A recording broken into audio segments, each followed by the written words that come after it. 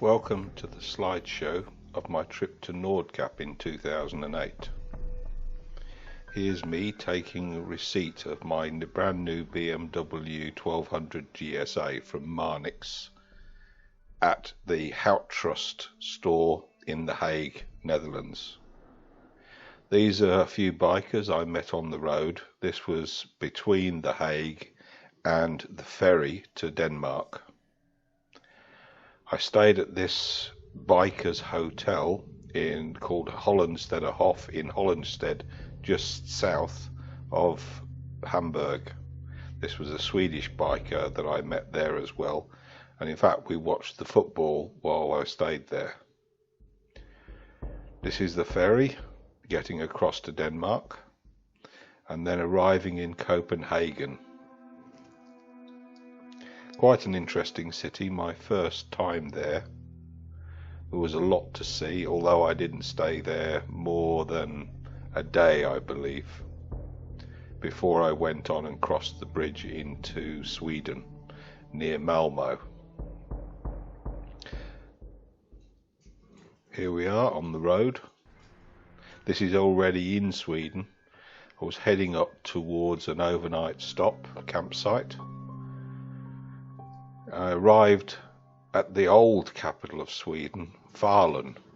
This is famous for its copper mine that's been worked for 1,000 years and only recently closed.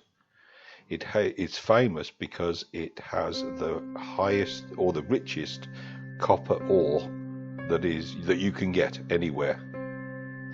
This is some of the old workers' part of the town that's now being converted into what I would imagine are expensive dwellings.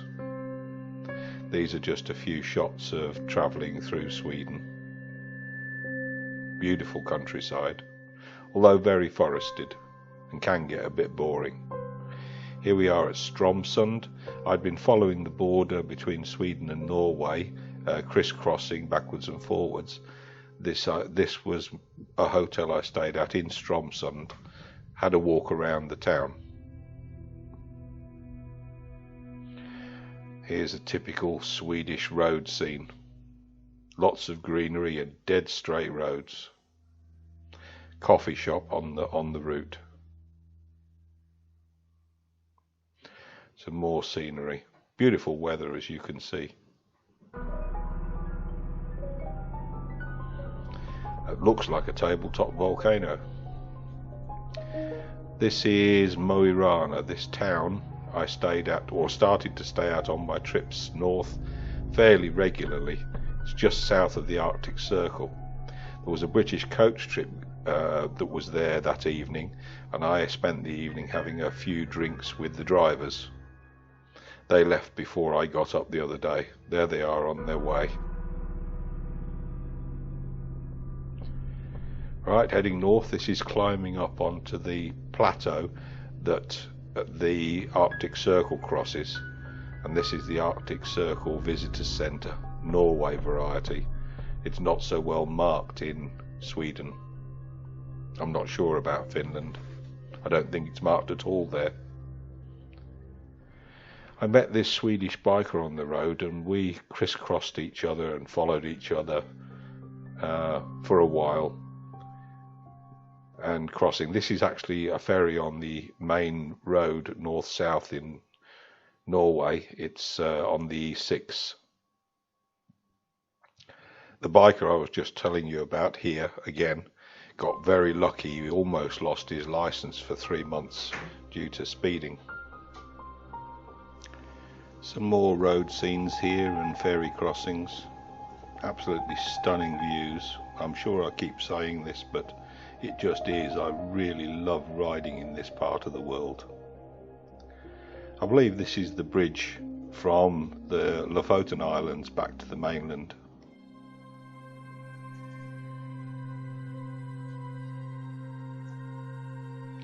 I think I took that photo while doing one of the ferry crossings. This is the Polar Zoo. I didn't actually go and visit the Polar Zoo. I only just stopped outside briefly. In the trip next year, we actually went for a walk around the Polar Zoo. This is approaching Tromsø from the mainland, and the south there's the bridge across to the island that Tromsø lives on. This is the harbour, or Briggen as it's called. This building on the left in the background is the Rika Hotel, which I stayed at. That's the main square, looking at the bridge again over to the mainland.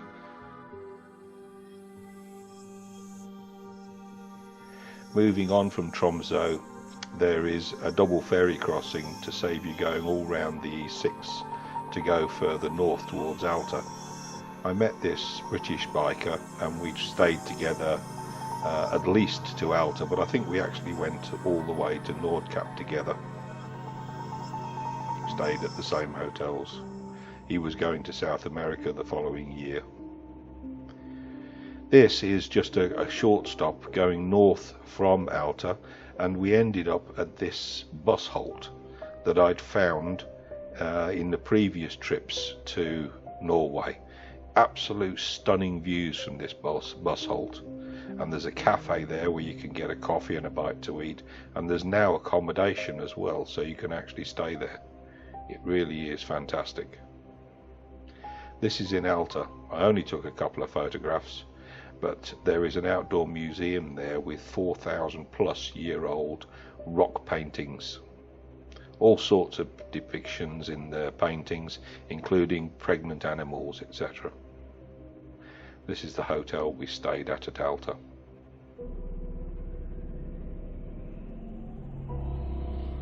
And riding north again towards Nordkapp. Looking in the distance, you can just see the entrance to the 7-kilometre tunnel to the island of Magaroya, in which Nordkapp lives, for want of a better expression. This is the other side of the tunnel. And the next photograph is the Rika Nordkapp Hotel. This is a summer-only hotel. It's closed during the winter. And this is Nordkapp Visitor Centre car park. This was the weather that awaited us when we got there. Really foggy. It did clear a little bit actually after we arrived. There's the view. Could almost see nothing. As I said, it did clear up though, so here's the Nordkapp monument when the fog had lifted. And the next photo, you've actually got me standing by the monument. There it is, yours truly. There's other monuments there, like this next one, with signs showing distances to various places. And there's that white tower. Just below that white tower is actually a bridal suite. On the island the main town is Honningsvåg. This is where the Hurtigruten, the coastal boat, pulls in. Here's one actually at the dock. I was going to get on the Nordnorge to travel to Kirkenes. A cafe in the town showed they had this table on top of a harpoon, an old harpoon. This is the ferry I was going to get, the MV Nordnorge. They're really luxurious inside for a coastal boat, because it's not just a coastal boat, it serves many purposes. It takes travellers, it takes goods and cargo up the coast of Norway, and it takes like passengers that do a north or south trip along the coast of Norway. This is arriving in Kirkenes off the boat. I didn't stay in Kirkenes very long this time. I had previously. I moved on from here, just got the bike off the boat, rode through Kirkenes town, and then went out towards the Russian border post. I thought it was Boris Gleb, but I can't find that name on Google Maps anymore, so maybe they've changed the name, or it's just known as something different. That's just a watchtower on the Russian side. Moving on quickly now, I crossed the border to Finland. This is a hotel I stayed at in Inari. Now the mosquitoes in Finland are terrible, so I didn't waste any time getting south in Norway. And the next photograph is already right at the bottom in Helsinki. and that's the hotel I stayed at just a bit outside the city centre.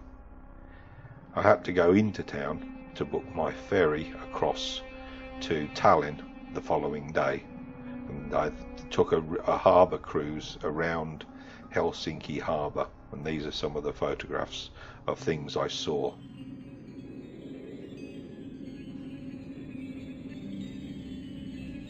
That guy didn't have a very good day. I don't know how long it had been there, but it was well and truly sunk. There's the Finnish Navy, or at least the undersea version of it. I don't think it's in service. Very old. And these are icebreakers. It turns out, something I didn't understand, that about 90% of the world's icebreakers are actually built in Helsinki. There you go. Superman on a wire. This is a backstreet bar. I stayed there for a drink or two. Just a general shot walking around Helsinki. That's the boat I was going to catch over to Tallinn, back on the European side of the Baltic Sea. It was a fast boat. That's my first time, I think, on a catamaran. And oh, actually no, it wasn't. I've been on one before, back here when I backpacked up to Norway. Lovely picture windows on the ferry. And I arrived in Tallinn, or this is the approach, in Estonia. Lovely old town here. It was really a pleasure to walk around, although it's also quite small, so you don't actually need the 3 days that I'd allocated to be there. No, it wasn't 3 days, 2 nights. I stayed 2 nights, 1 full day. This is the main square.